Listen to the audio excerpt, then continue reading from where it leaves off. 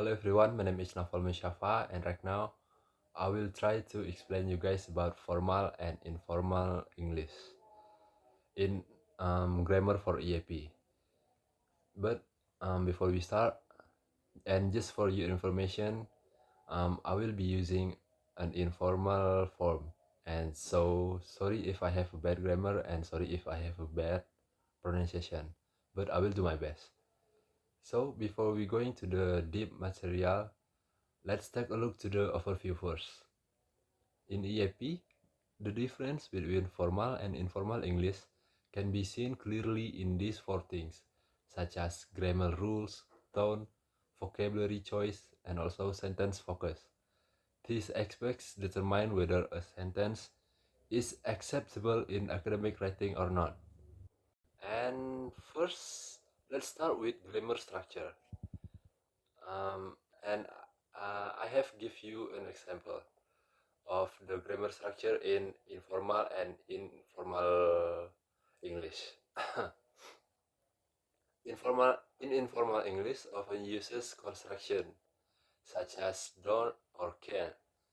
So this is common in daily conversation. But in EAP grammar, construction should be avoided. That's why do not is preferred over don't in academic writing. And next we move to the tone and objectivity. Same like before, I have give you an example. In informal English usually sounds personal and subjective, using phrase like we think this result is wrong. But in EAP, writing must be objective. Personal opinion are reduced, and the ideas are expressed more carefully using academic expression like appears to be. Like in this example of in this example, the result appears to be inaccurate. And next, we are going to talk about vocabulary choice. In informal English often uses vague expressions such as a lot of, kind of, and stuff. But in AIP grammar, vocabulary must be precise. Therefore, these informal words should be replaced with clearer and more academic terms, like the using of many, somewhat, material, or items. And next, I will explain you the sentence focus and voice. And I have give you the example of sentence focus and voice in informal and also in informal. Informal English usually focuses on the speaker using we or I, like in the example, we analyze the data. But in EAP, sentences often use passive voice to make the writing more impersonal and objective.